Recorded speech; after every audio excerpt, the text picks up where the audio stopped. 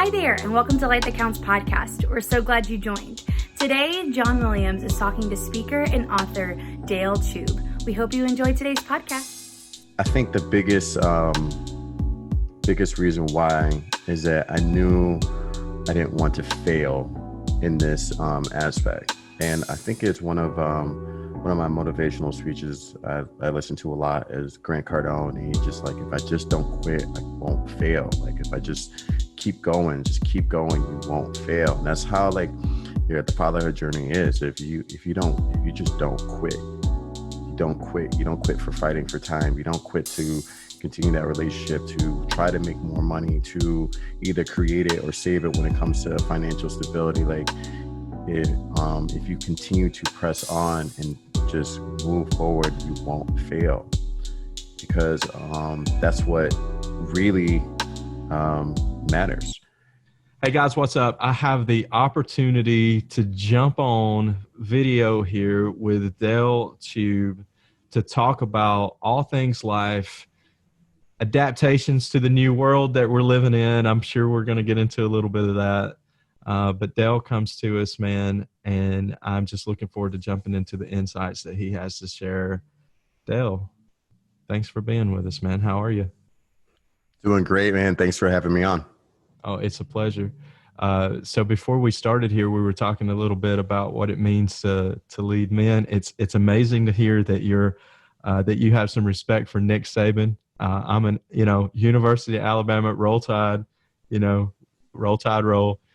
Talk to me, man. Where's that respect for you come from for a guy like that?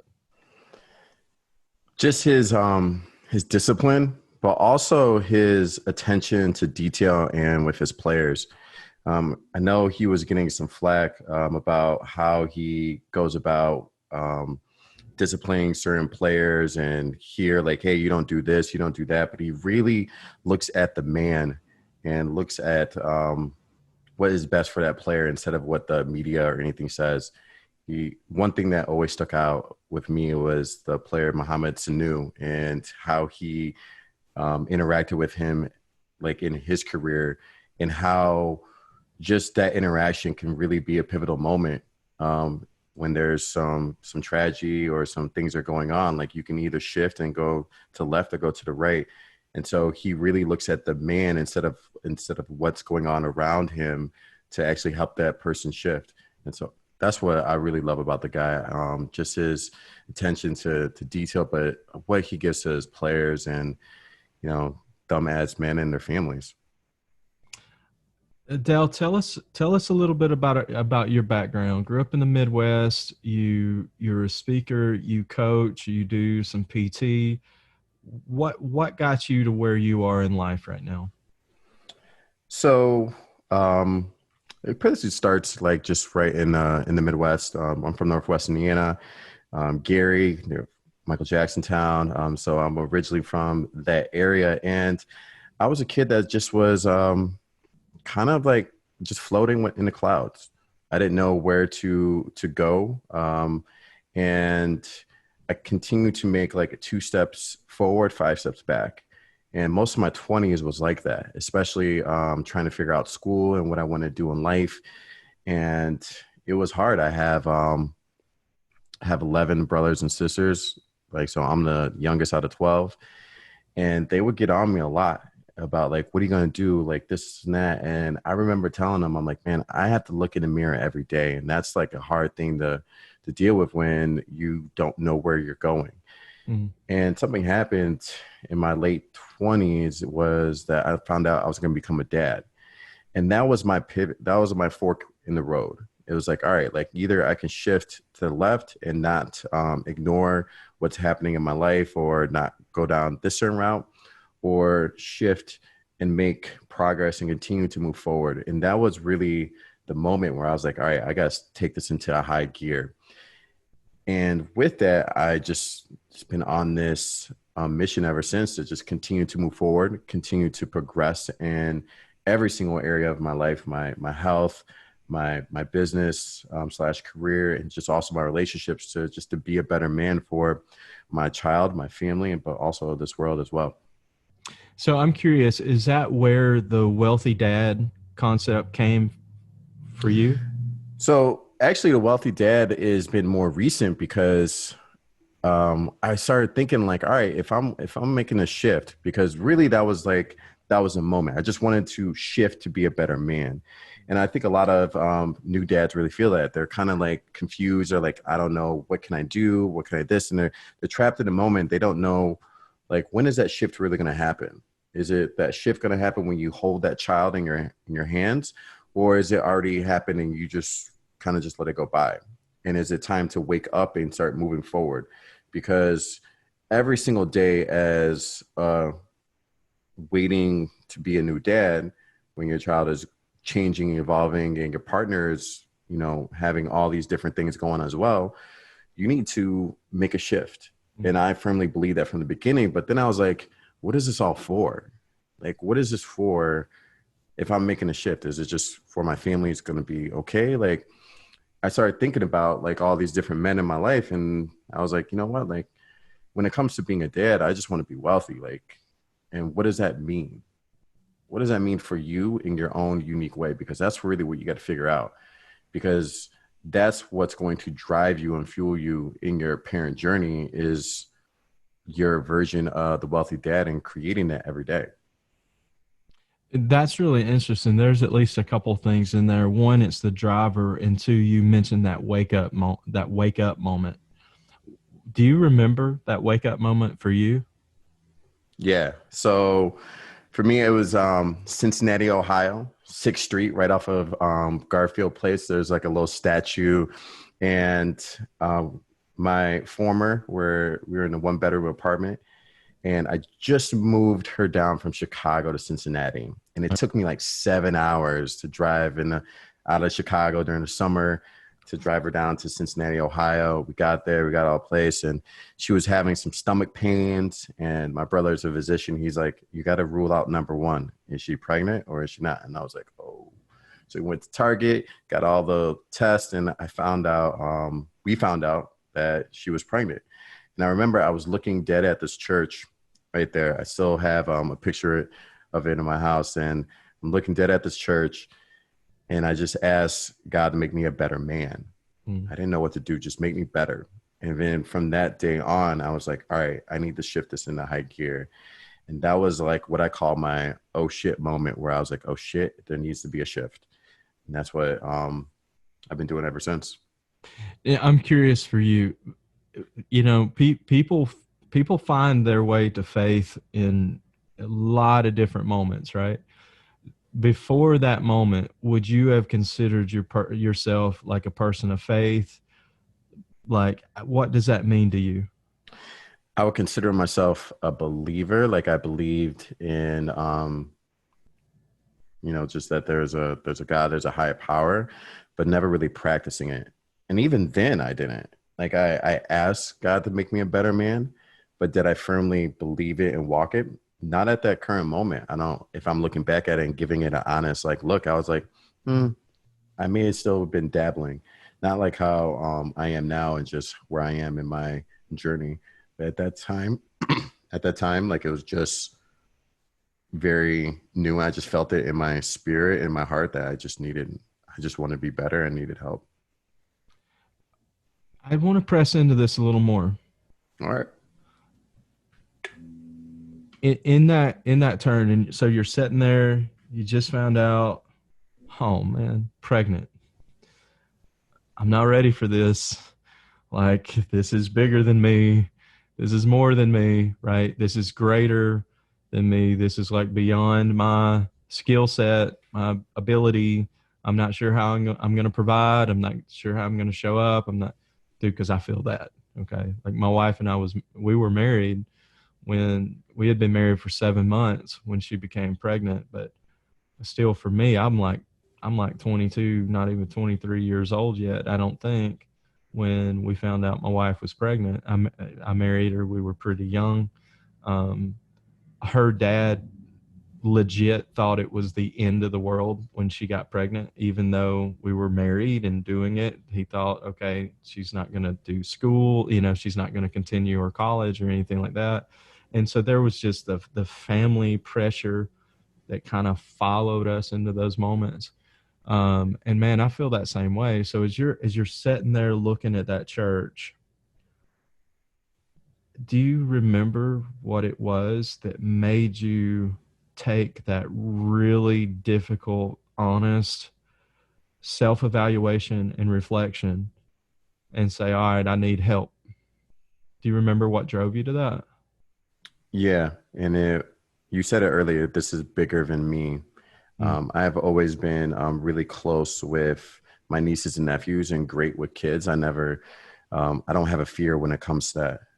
The relationship aspect with children. But at that time, man, I was working a door-to-door sales job in the city of Chicago. Like I was barely making, 60, $100 a day. Like, and I was like, I still didn't finish college at that time. And I didn't know how I was going to provide.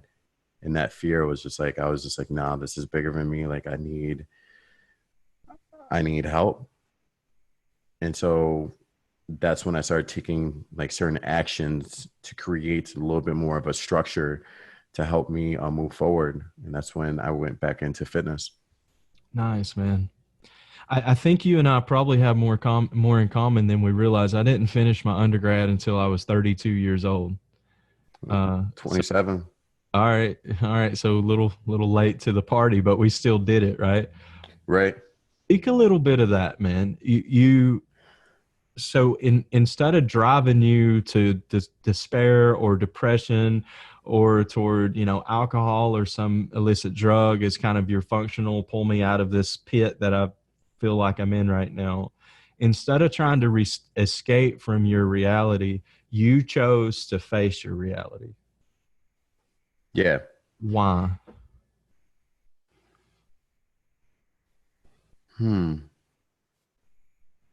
I think the biggest reason why is that I knew I didn't want to fail in this aspect. And I think it's one of my motivational speeches I listen to a lot is Grant Cardone. And he just like, if I just don't quit, I won't fail. Like if I just keep going, you won't fail. And that's how like the fatherhood journey is. If you just don't quit, you don't quit for fighting for time. You don't quit to continue that relationship, to try to make more money, to either create it or save it when it comes to financial stability. Like if you continue to press on and just move forward, you won't fail, because that's what really matters. And that's what kind of drove me, is that I'm like, I just don't want, I won't fail. I won't quit. I won't quit. I gave like this crazy, like that gym hunger, that athlete that won't quit. I went back to like my running back days. So actually my father and my uncle played for Southern and Grambling, Okay. both like Hall of Famers there. And my uncle was, high school football coach. He's really known outside of New Orleans. And one thing he taught me, being a running back, and he was a QB, he's like, he taught me like the first level, second level, third level, and what you do during those levels. And he's like, no matter what, Dale, like those first two levels, your shoulders are down and you're running someone over and you just don't quit. And I kept that mentality ever since, like he taught me that like at 8, 9 years old, all the way through, to the end of my like football career. Just keep your shoulders down and keep moving forward. And I feel like that's the same way, like right now with a lot of dads, is that, there's a lot of different things in the world that are like really trying to get our minds, like kind of just clouded in a bunch of like crap. But sometimes you got to keep your mind focused. You got to keep your shoulders square and just hit that hole and just keep running forward and keep running down your fatherhood journey. I can't remember whether it was Penn State or whether it was Notre Dame, but who was the coach? It's the famous speech before the game, and it talks about every inch, every foot, every yard.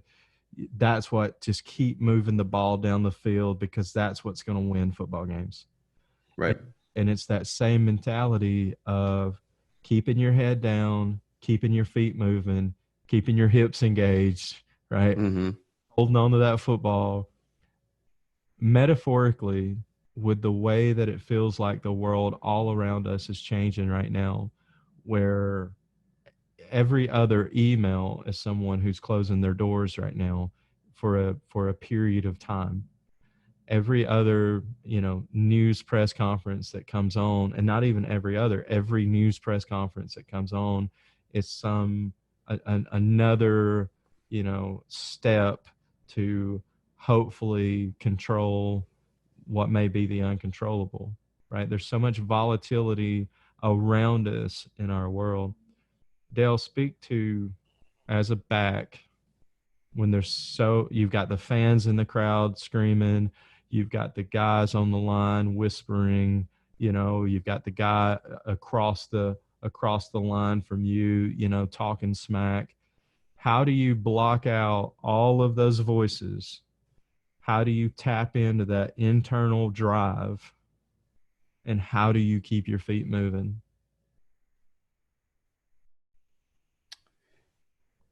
So you're bringing me back to some days like that I haven't thought about in a while, like those football days. So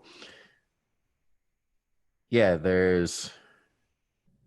you're absolutely right. It's just like the same as like on the football field. There's all this commotion. There's the fans. There's this, like what's going on in the world, and that person's talking smack, and that maybe a lot of people right now that are saying like, "Hey, you should do this or talking those things that you know can trip you up. Mm-hmm. But you got to remember the plays. You got to remember what you've been running over and over and over again in practice, like it's clockwork. And that's why like you got to keep it simple. You got to keep it very simple and just execute. Like every great coach only has a select number of plays. My uncle was the same. I'm blessed to have his playbook, and it may be like this thin. Like, and I was like, he won state titles and all this with this thin. You telling me he's got like the street going to the football field named after him from the town because of this thin little playbook? The field, everything is just this little thing. And he's like, just execute. Vince Lombardi, execute. Just a small, simple little things. And it may be just getting on the phone and having a conversation. It may be just for that dad that's maybe going through some struggles with his former or here, that just stay present for that 10 or 15 minutes that you're on the phone with your kid. Whatever it is, it's very simple, and you have to just remember the simple steps. Either that motion, that 1 or 2 steps that you're going to make, that is it.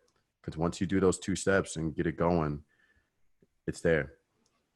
It's like if you're in the I formation as a running back, you don't, unless it's like a counter, but if you're going straight towards that hole, your legs are coming back and you're going forward, right? It's not from side to side. It's not hearing all this. It's strictly that it's back and hit it, and just hit the hole as hard as you can. And no matter what, move forward, land forward.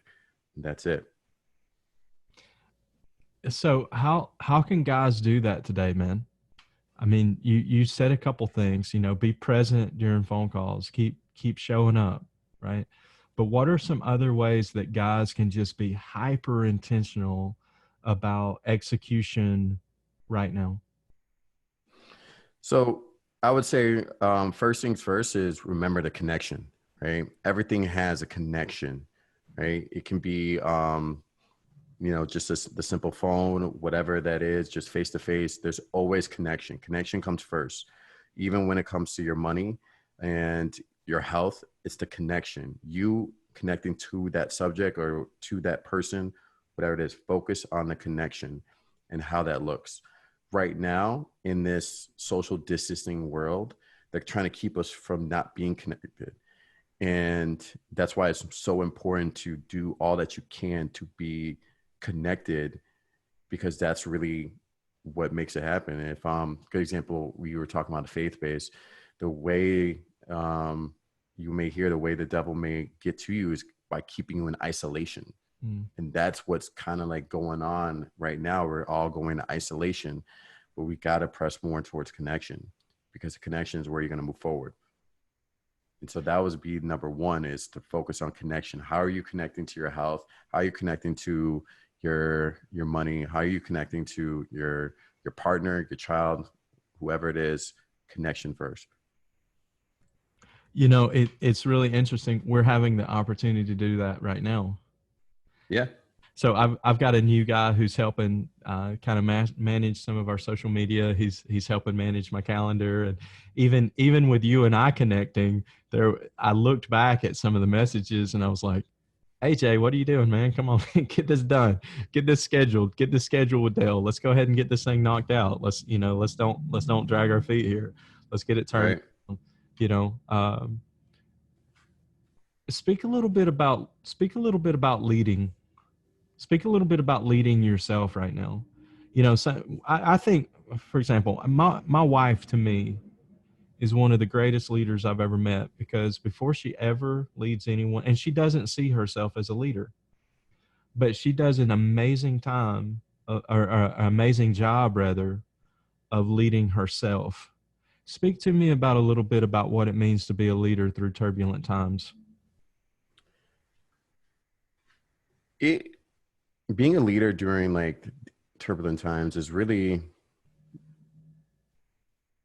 the focus inward is a must. So, you know, now that I think about it, and I'm like going back to, you know, of course, like your family, the same uncle that taught me a lot about football, taught me a lot about this, actually, you know, survived World War II, survived, he was there at D-Day and Battle of the Bulge, not a scratch. And so I think about like, you know, him during these times, and think about like what he would tell me, because he was like one of those super calm guys. If he was about leading, he would say to, you know, look at the connection with you and how to stay in that flow, that discipline, right? Even if it's waking up at the same time, even if it's looking at your calendar. And this is actually, you know, maybe a challenge for some people, because the schedule may be completely shot. Like my schedule is completely shot. I don't have to wake up at, you know, 4 something in the morning right now for like, for clients, because, you know, all the gyms are closed for like PT. My mornings is kind of like twisted, and it's been a little bit of a struggle to get back in that kind of that flow.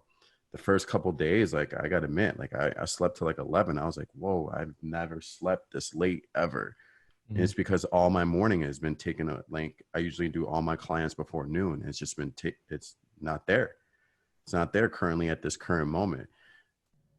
But through that, I was like, all right, so how can I stay connected to me and get back to my energy, my domain? Because if this cup isn't full, if I can't fill up this cup, how can I give to anyone else? And so the things that are very important to me, like my kid, my everyone that's around me, my clients, my business, like that interaction, if I can't fill up my cup, then it's just not going to happen. I can't give to anyone else. And really, I think leading is actually understanding your needs and really taking care of you so you can take care of others in any unique way. It can be just by, you know, by just leading by example, or just a conversation, whatever that is making sure you take care of you before anything else. I got to tell you, man, I really respect that moment of vulnerability there that you just shared. I mean, that's a risk to say, hey, you know what? I'm used to getting up at 4 something and leading my clients. And I've got to tell you, I feel that what I'm hearing you say, I feel that because, you know, the first couple of mornings I let myself sleep in, and I'm like, I never, like, where did this guy come from? Right. And now I've got to figure out how to beat that guy off with a stick and continue. Well, I'll have a moment of confession too. So yesterday was the first day, and as long as I can't even remember when the last time a day went by and I didn't get a lift in, you know. Mm-hmm. And yesterday I had every intention to go home after I finished part of my work for the day. go home, get in the garage, got a squat rack in the garage and a couple 1,000 pounds of weights or whatever and a bench and all this kind of thing. And I was like, all right, I'm going to hit it. I'm going to get me a good one in. This is probably going to even be better than going to the gym because no one's going to be there to bug me, Right. Right.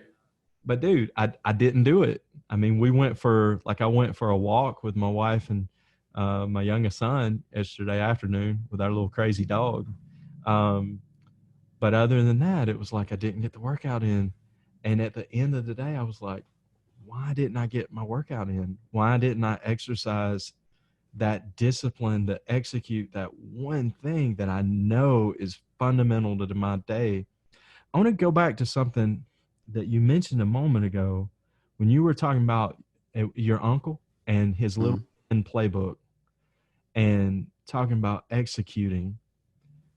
Because I think this is powerful, man. What are some of those just micro activities that you would recommend for guys, for anyone really listening to this?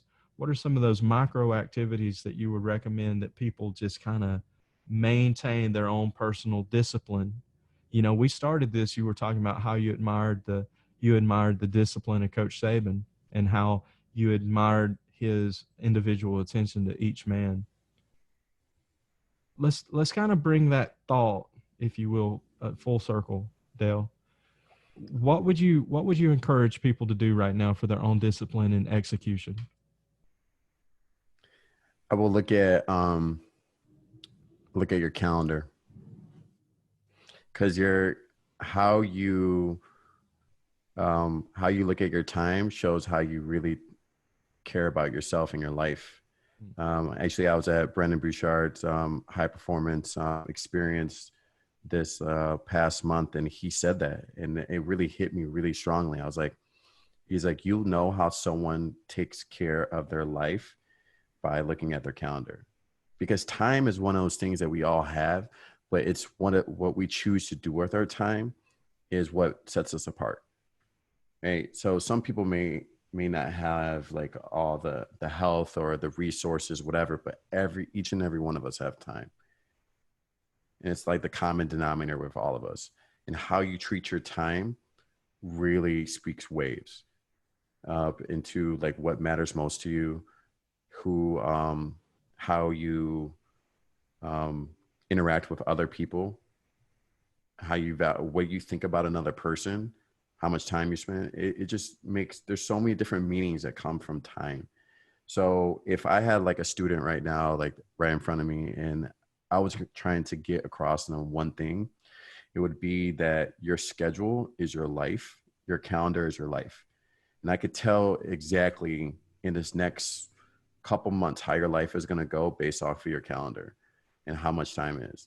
So actually, that's one of the things that I'm realizing, like even currently right now, is that I need to be even more disciplined about my calendar and how far it goes. Right? Because some may say just a week, maybe a month or maybe a year. It's like, no, like I know one of our close people that we are with, Anthony's crazy about his schedule. And that's the one thing I think, honestly, like all these high performers, people that operate at a high level, is that they understand that time is one of those things that everyone has, and everyone has a certain finite amount of it. Just how we choose to spend it really is going to dictate our life and where our life is going to go for years and years to come. You mentioned Anthony as being a high performer. I think this is probably the thing that connects Anthony and myself once I think about it. To me, I'm assuming you played the game of Monopoly before, right? To me, time in life is the property in Monopoly. To me, is the metaphor of time in life. And once that property is gone, like there's no other opportunities to get it back unless you've created some funky house rules, where you can buy property from each other, or rent space, or this kind of thing, right? On the game. But once it's gone, there's no getting it back. And fitness has become, using fitness as an example, fitness is one of those things for me that has become just an integral part of my life. It wasn't too awful long ago. I was size 54 in the waist. I was well over 300 pounds. My diet consisted of Taco Bell, and more Taco Bell. My sleep patterns were just ridiculously unhealthy. And so I've made kind of a transformation where I've turned it around and, you know, lifting a lot of weight, getting in shape, the V taper, you know, getting the waist size way down, you know, seeing my abs for the first time ever, you know, that kind of a thing. Um, and people say, how did you do it? And how long did it take? And what did you have to do? And then when I hear people talking about how they get disappointed when they don't immediately see results, my encouragement is always, hey, look, you didn't create the body that you currently possess overnight. And just like it took years to create an unhealthy body, it's also going to take years to create a healthy body. So don't give up on that. Don't give up on that. I love that, man. Because you're speaking my language right now when you're talking about time. What else would you say to guys? What should that calendar be filled with? So you mentioned connection, so we should be connecting, like you and I are having the opportunity to do right now. We're connecting on this call. What other things should we fill that time with? I would say be very strategic about different about what's important to you in your life. So as a new dad, I was reacting a lot to whatever came with me. You know, you got a baby, they just had a blowout, you know, change it, react to it. Everything is like reacting. And what I learned, what I saw from a lot of experienced dads later on in life is that they're more strategic about every single move that they do, even the conversations. Even the conversations and the timing of the conversations are very strategic about really taking their child through steps so they can walk and grow into their own like person. And so right now, besides like the calendar, it'd be like, all right, like how can I be strategic about the things that are most important to me? So my health, my relationships, my money, like my money, career. How can I be strategic about where the direction I'm going to go in those areas currently right now? If you're just sitting at home and you're like, all right, like how can I be, what's the next move that I can make? Just think you have 3 buckets that make your life. You have your health, your money, and relationships. How can I be strategic in each one of these areas? Like right now, after this, I'm probably going to take out every single book I have and every single book that I haven't read yet and put a list out and be like, all right, what this needs to get done by this needs to get time because I got nothing but time right now, right? Time is not like, I'm not reacting. Let's get strategic about the time. And all these books that are just sitting here and I'm trying to like say that, hey, like progressing and moving forward, let's be about it. All right. I have my time. I have my calendar. I'm looking, if I look right up, I'm like, I have the month calendar, but I don't have currently, I'm like, I have my themes. I have what I want to do for the month, but now that's kind of changed. A good example, one of these goals I have right in front of me are 2 Europe trips. I don't think that's happening this year based on the climate of what's going on, right? So I don't think I'm going to be going to Europe anytime soon. Monthly self-development, like going to a monthly self-development seminar. Some of these things are going to be changing. And so I need to now get strategic about how do I want the rest of the year to look like with all the stuff that's happening? How can I be strategic about, you know, this may happen, or here, be strategic with the time instead of just react to what's happening. You know, it's really interesting. Are you familiar with the phrase BHAG? Mm-mm. All right, BHAG is big, hairy, audacious goal. That's what BHAG is. And BHAG so they're usually things that are like, man, this would be awesome, but this also scares me. Um, so I'm hearing you talk about monthly, self-development seminars, and that makes me think, okay, let's create that.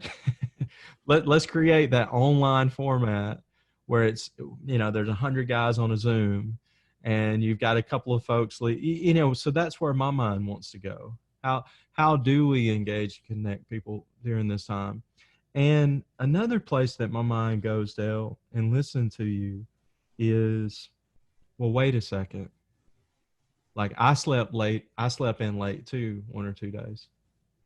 But now I'm trying to show up and I'm trying to speak something positive into the world. I'm trying to speak something encouraging into the world. How do I fight off? It's just like that. It's just like that man that wants it, that side of us.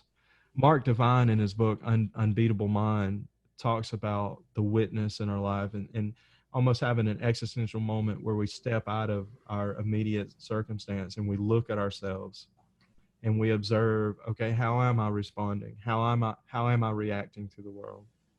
And Mark talks about starving the fear wolf and feeding the courage wolf. And for me, this has been one of those instrumental thoughts in my life. And you talk about self-development. How do you, Dale, how do you escape imposter syndrome? How do you escape, okay, crap, I feel like everybody else in the world, I feel like this thing is on its head and I don't know which way's up or which way's down, and it feels like it's spinning out of control. Man, like I'm human too. Like I feel the struggle of all this. How do you get yourself past that imposter syndrome so that you can show up and you can be present in your own community? Does that make sense? Yeah. Yeah. I think, I gotta be honest. It's like, you're never going to truly fight off imposter syndrome to the T. It's like an ongoing battle. It's like you're playing like one of those zombie games that just never ends, and they just keep coming and keep coming and keep coming. Yeah. It's really like that because it's always going to happen. No matter what level you get to, these zombies keep coming. And it's really, I think, honestly, like having conversations with other people to realize where you are and how far you have come. And that's why I think it's really important to make sure you connect. Before this, I had a call with a friend. I've been doing these little 30-minute calls. Like they could be a coaching call, a health, whatever. Just really get to connect with people. And this 30-minute call ended up being it's like an hour and 45 minutes.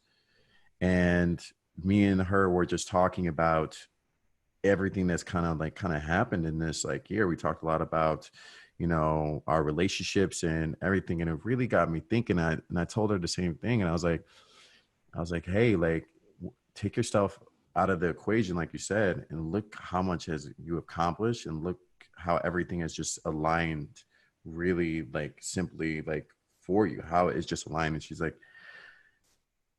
like, I'm like, don't look at it at the end of it and look back and see how it aligned. Be grateful and honor like where you are at the moment with that situation, with that person or anything, and just with your life so you can move forward. And so I think it's the conversation and just having like these nice open conversations where you can really honor yourself in the moment and honor what you've gone through or where it is so you can move forward. So if this is like one of those times, I'd be like, all right, so how are you going to shift? Right? You honor yourself and then shift and be like, all right, it's time to move forward. I hear that, man. It's celebrating those little wins, right? It's celebrating those times where you know what, you might have got stopped at the line, or you may have even lost a yard or two, but you still kept your feet moving forward.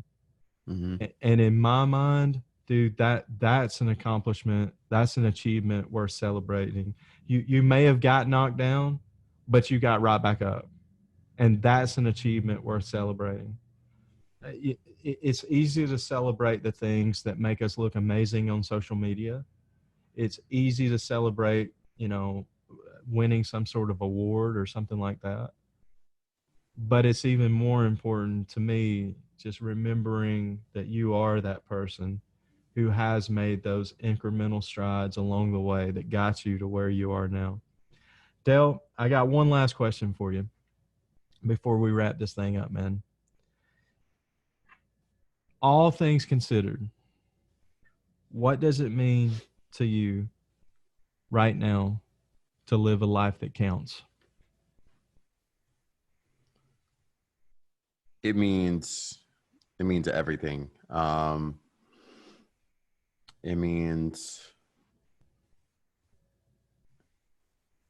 true service. So my father was a physician for the city of Gary for like 60 years. And one of my greatest memories was being at the barbershop, getting a haircut. And my barber, I've been going to him for years, but never knew like my full name.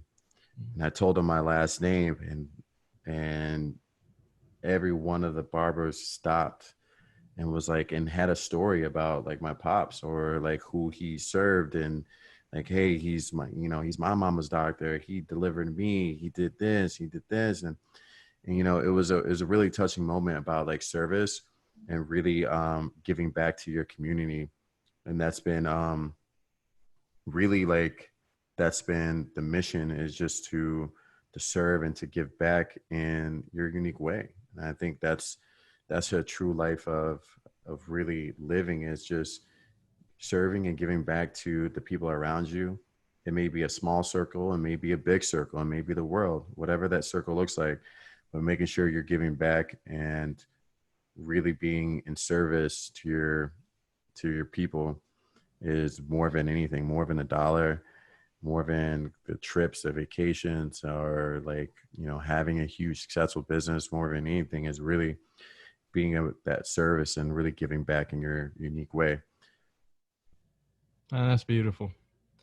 My mom was a volunteer youth minister at our church when I was growing up. And, Dale, part of my story is I've never met my biological father. And I grew up in a pretty rough situation with a lot of drug abuse and whatnot. And for me, it was so like you had your dad there to model a life of servitude for you. For me, it was my mom who modeled what a life of servitude looked like. Man, I appreciate you sharing that. I bet that was a moment for you, man, just to sit there and listen to all those guys share story after story about your dad. I bet that was powerful for you to experience.